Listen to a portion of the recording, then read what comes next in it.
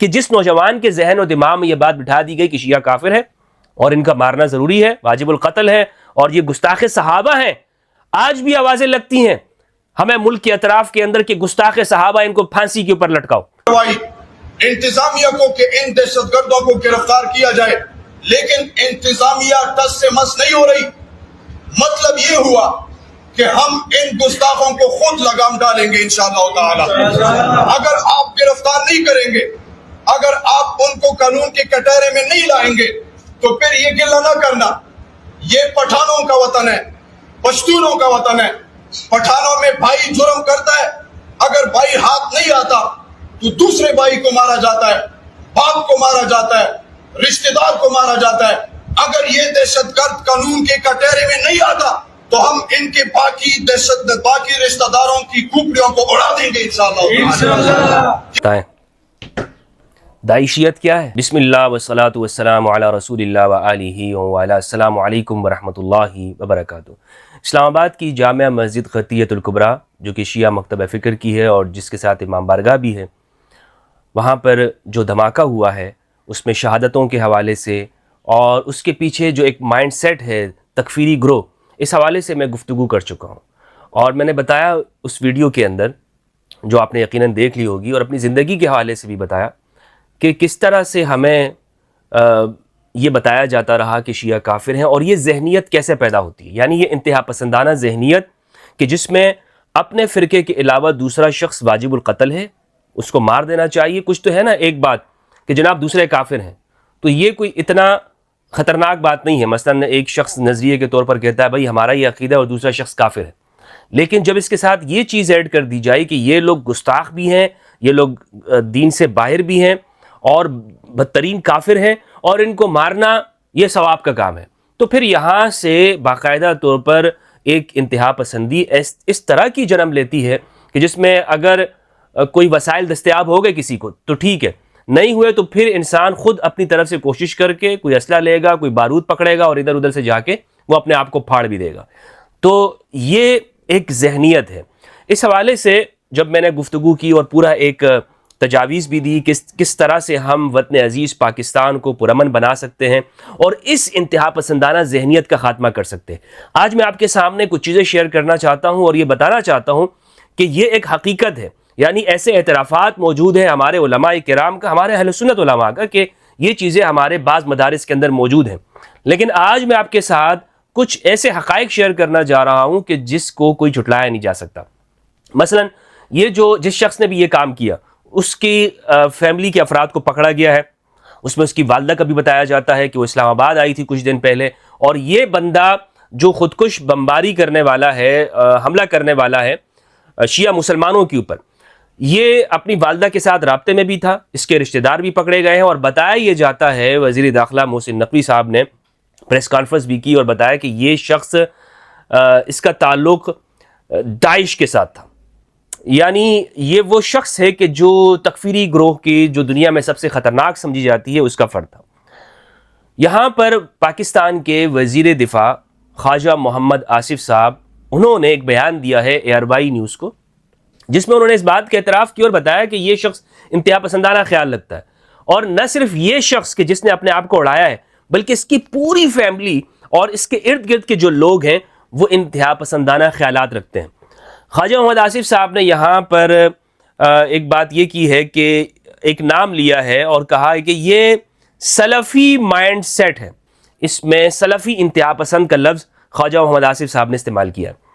اب اگر ہم اس سلفیت کی ڈیفینیشن پہ جائیں، سلفی کون ہے اور ان کے عقائد کیا ہیں، ان کے نظریات کیا ہیں، تو ایک بہت لمبا موضوع ہو جائے گا اور اس کے اوپر مجھے کئی سیشن کرنے پڑیں گے، لیکن خاص طور پر میں یہاں بتاتا چلوں کہ تمام سلفی حضرات نہیں، ان میں ہوتا یہ ہے کہ یہ جلتی انتہا پسندی کی طرف جاتے ہیں۔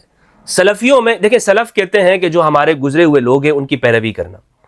اگر یہ بات بہت اچھی ہے کہ اس معنوں کے اندر اس لفظ کو استعمال کیا جائے کہ ہم اپنے جو بڑے تھے ان کی سوچ کے ساتھ جڑے رہیں، صحابہ کرام ہیں، اہل البیت علیہ السلام ہیں، لیکن یہاں پر اس کو جو ہمارے ہاں فرقے کے طور پر جب بات آتی ہے تو اس سے یہ معنی مراد نہیں لیا جاتا۔ کہتے تو یہی ہے کہ جناب ہم صحابہ کرام کے پیچھے چلتے ہیں، لیکن اصل میں کچھ لوگ ایسے ہیں کہ جنہوں نے کچھ نظریات سوسائٹی میں دیے، یہ سلفی فکر ان کے پیچھے چلتے ہیں. مثلا ابن تیمیہ نے خود اہل سنت کے اوپر کفر کے فتوے لگائے، بلکہ قتل کرنے کی بات کی ہے. ان کی آپ منہاج السنہ دیکھیں یا مجموع الفتاوی دیکھیں جو ان کے فتووں کی کتاب ہے. اور وہ سوال ابن تیمیہ کی عجیب عادت یہ تھی، وہ کہتے یہ تھے کہ مجھے یہ سوال پہنچا ہے، لیکن ابن تیمیہ خود اپنے آپ سے سوال گھڑتے تھے، اور اس کے بہت سارے شواہد پائے جاتے ہیں کہ خود سے سوال گھڑ کر اس کا جواب بھی خود دیا کرتے تھے. تو بہرحال ابن تیمیہ نے شوافع کے اوپر کفر کے فتوے لگائے. ابن تیمیہ نے ان لوگوں کے اوپر فتوے لگائے کہ جو نماز کے اندر نیت کو بلند آواز سے پڑھے. ابن تیمیہ نے کہا اس کو توبہ کروائی جائے، اس کو مار دیا جائے، وغیرہ وغیرہ اس طرح کے فتوے دیے. انتہا پسندی وہاں سے شروع ہوئی کہ جب فتوے کے ساتھ ساتھ مولوی صاحب نے یہ بھی کہا کہ ان کو قتل کر دیا جائے. میں اپنی گفتگو کو مختصر کرنا چاہتا ہوں اور آپ کو کچھ ایویڈنس دکھانا چاہتا ہوں. دوسرا نام ہے محمد بن عبد الوہاب نجدی کا، جسے ہمارے ہاں جن کے پیروکاروں کو وہابی کہا جاتا ہے. خواجہ آصف صاحب نے ان کو سلفی کہہ دیا، لیکن یہ خارجی ہیں اصل میں، اور ان کو ایک نام ہمارے ہاں وہابی کہا جاتا ہے. وہابیہ کے ہاں آپ کچھ لوگ کہیں گے کہ جناب یہ فرقہ وارانہ بات ہے. نہیں میرے بھائی، ان کی آپ کتابیں پڑھیں، اس میں باقاعدہ یہ بات موجود ہے کہ یہ شیعہ کو رافضی کہتے ہیں. شیعہ رافضی وہ لوگ کہ جو ملحدین سے بدتر ہیں. شیعہ رافضی یہود و نصارہ سے بدتر ہے، مسلمانوں کے اصل دشمن ہے شیعہ. جب یہ نیریٹو ہے، اور یہ میں آپ کو بتاتا چلوں کہ آپ محمد بن عبد الوہاب کی کتاب آپ اس کا مطالعہ کریں گے، آپ کے سامنے میں اسکرین پہ بھی شو کر رہا ہوں، کتاب رسالہ فی الرد علی الرافضہ، رافضیوں کے اوپر رد. یہ محمد بن عبد الوہاب نجدی جو کہ وہابیت کا بانی ہے اور جو پاکستان میں موجود وہابی ہیں، ان کے یہ اکابر میں سے، سلف میں سے آتے ہیں. وہ کہتے ہیں شیعوں پر رد کرتے ہوئے فانظر الی کلام ھذا الملحد تجدہ من کلام الرافضہ. وہ کہتے ہیں کہ کسی کے اوپر اعتراض کرتے ہوئے، ملحد کے اوپر، کہ تم اس کی باتوں کو سنو، یہ وہی باتیں کر رہا ہے کہ جو رافضی کرتے ہیں. یعنی یہ رافضیوں کو لے کر اسلام پہ اعتراض کر رہے ہیں. اور رافضی کون ہیں؟ فَهَؤُلَاءِ أَشَدُّ ضَرَرًا عَلَى الدِّينِ مِنَ الْيَهُودِ وَالنَّصَارَى. یہ جو رافضی ہیں، یہ ان کا خطرہ اور ضرر اسلام کے اوپر یہود و نصارہ سے زیادہ ہے. اللہ اکبر. یہ ہے انتہا پسندانہ فتوے. اور اس طرح کے بے شمار فتاوے ہمارے ہاں یہ آپ کو ان کتابوں کے اندر مل جائیں گی کہ جنہیں ہمارے ہاں مقدس کتابیں کہا جاتا ہے. یعنی یہ اپنے مطلب ان کے فرقوں کے اکابر کی کتابیں، یہ سب انہوں نے ایک دوسرے کے اوپر فتوے لگائے. اب یہ سوچ ہے وہ کیا کرے گا. ہاں کچھ لوگ آپ یہ کہہ سکتے ہیں کہ تقیہ کرتے ہوئے وہ اپنے آپ کو یوں کہیں گے نہیں بھائی ہم ادھر بھی چلتے ہیں اور ادھر بھی چلتے ہیں، ساری باتیں. تو اصل بات تو یہ ہے کہ جس نوجوان کے ذہن و دماغ میں یہ بات بٹھا دی گئی کہ شیعہ کافر ہے اور ان کا مارنا ضروری ہے، واجب القتل ہے، اور یہ گستاخ صحابہ ہیں، آج بھی آوازیں لگتی ہیں ہمیں ملک کے اطراف کے اندر کہ گستاخ صحابہ ان کو پھانسی کے اوپر لٹکاؤ. مجھے بتائیں کیا قرآن و سنت کے اندر یہ بات موجود ہے؟ خود حضرت ابوبکر رضی اللہ تعالیٰ عنہ نے کیا حضرت ابوبکر کو گالی دینے والوں کو، صحابی نے اٹھ کے کہا کہ حضرت ابوبکر کو رضی اللہ عنہ کہ آپ اجازت دیں اس کی گردن اڑا دیں. تو حضرت ابوبکر نے کہا کہ بھائی مجھے گالی دی ہے نا، تو صحابی مجھے گالی دی ہے تو اس پہ کوئی قتل وغیرہ نہیں ہے. لیکن آج آپ دیکھ لیں کہ حضرت ابوبکر کا نام لینے والے وہ شیعہ کو کہتے ہیں کہ پھانسی پہ لٹکانا چاہیے، صحابہ کا گستاخ اس کو پھانسی پر ہونا چاہیے.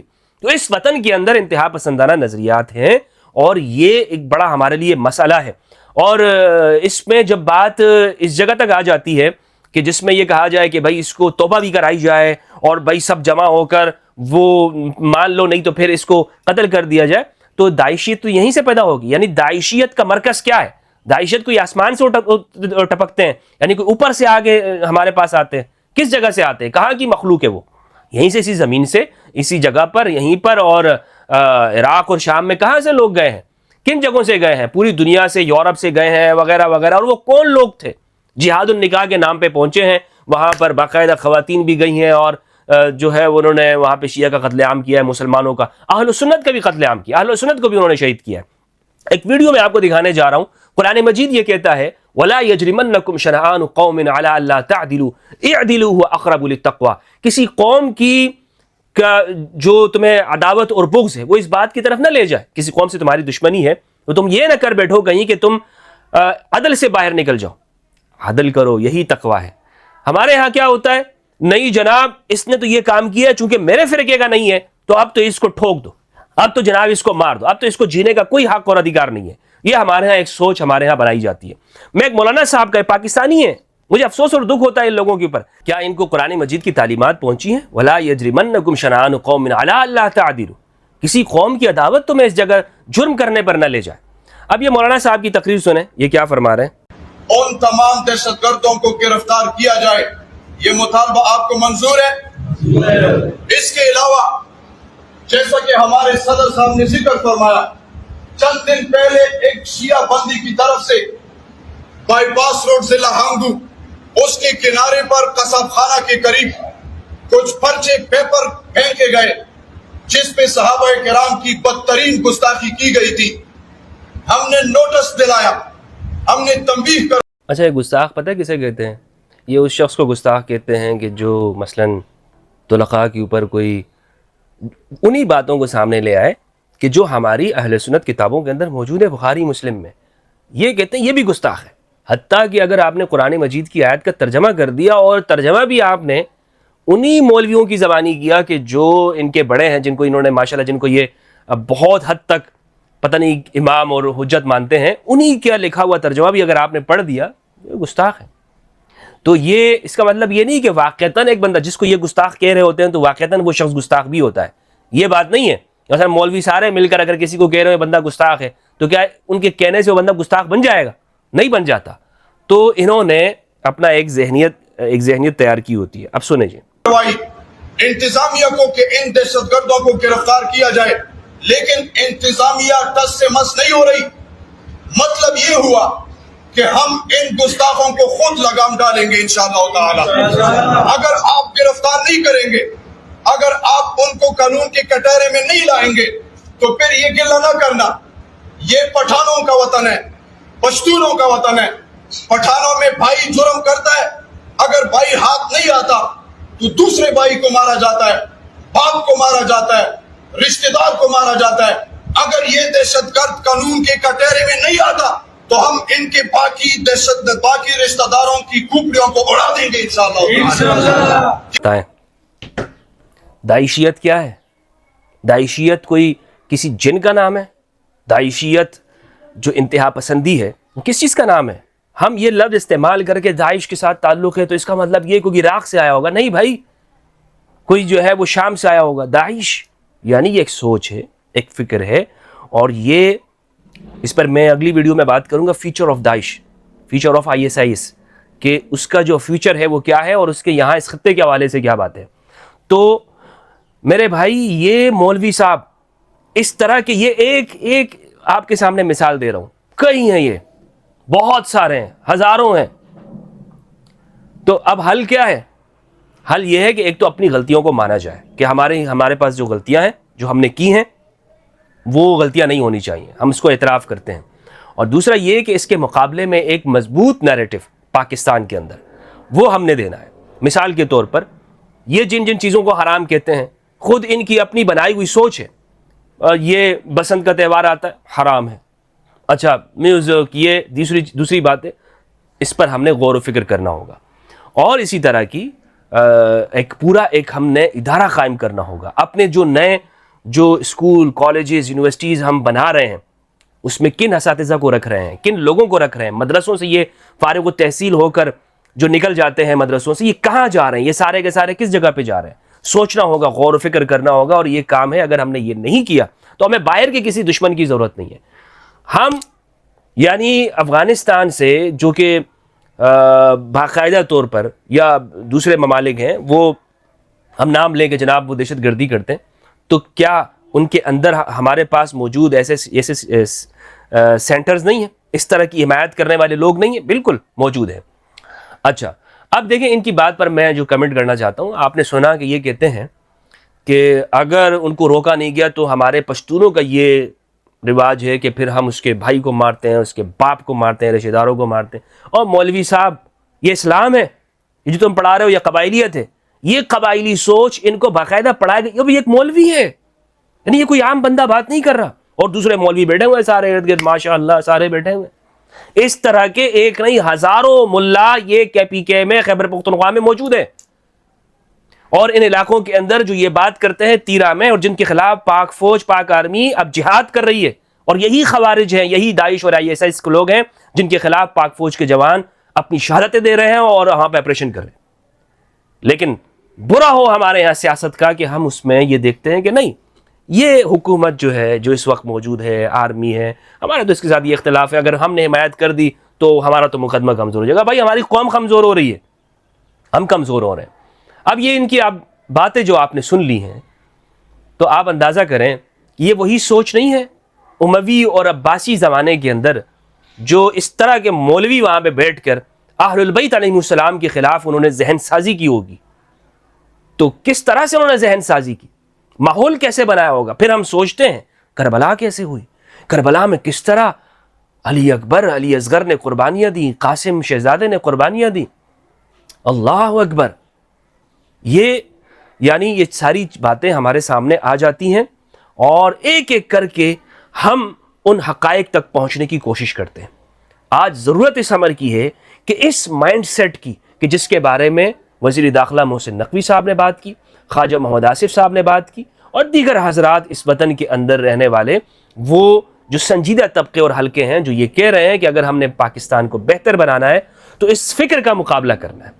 اور اس فکر کے مقابلے میں جب تک ہم متبادل فکر اور بیانیہ نہیں دیں گے، اور وہ بیانیہ کوئی سیکولرزم کا نہیں یہاں پہ چلے گا، یہاں پہ بیانیہ چلے گا اگر وہ اسلام کو مسخ کر کے پیش کر رہے داعشی تکفیری خارجی فتنۃ الخوارج، تو اس کے مقابلے میں ہمیں صحیح اسلام لوگوں کو بتانا ہوگا. پاکستان میں سیکولرزم، لبرلزم، یہ اگر ہم اس کے مقابلے میں لانا چاہیں گے تو ایک بہت بڑی ایک خلیج پیدا ہو جائے گی. میں یہ نہیں کہہ رہا ہوں کہ سیکولرزم لبرلزم وہ اپنی جگہ پہ وہ بالکل مسترد ہے. میں یہ عرض کرنا چاہ رہا ہوں کہ اس سوسائٹی کے لیے ہمیں درست اسلام کی تشریح کی ضرورت ہے کہ جس میں انسانوں کے حقوق ہیں اور حقیقت میں ہے اسلام کے اندر، مولوی کی بتائی ہوئی سوچ میں نہیں، اسلام کے اندر، قرآن اور سنت کے اندر، اہل البیت کی تعلیمات کے اندر. میں نے آپ کو بتایا نا، یہ کہتے ہیں کہ صحابہ کے گستاخ کو ہم چوک چوراہوں پہ ماریں گے. مولوی آپ نے سن لیا. حضرت ابوبکر رضی اللہ تعالیٰ عنہ سے کسی نے کہا کہ آپ کی گستاخی کی، حضرت ابوبکر نے فرمایا میری گستاخی کی تو کیا ہو گیا، نہیں، اس کو کوئی سزائے موت نہیں ہے، تعزیر ہے. ہمارے پاکستان کے اندر قانون موجود ہے، مثلا 10 کوڑے مار دیے یا کوئی سزا دے دی، 2-3 دن کے لیے اس کو جیل کر دیا. یہ بھی نہیں کہ اس کو 10 سالوں کے لیے جیل کر دے جو ہمارے یہاں بنایا انہوں نے، یہ بھی نہیں ہے، کسی جگہ پر نہیں ہے اسلام کے اندر. تو اس سوچ کا مقابلہ بہت ضروری ہے. اور آج میں نے آپ کو بتایا کہ یہ جو داعشیت ہے، داعش کہہ کر ہم شاید یہ تاثر دینے کی کوشش کر رہے ہوتے ہیں کہ یہ کوئی باہر سے آئے ہوئے ہیں. باہر سے نہیں، دشمن اندر میں ہے. السلام علیکم ورحمۃ اللہ وبرکاتہ.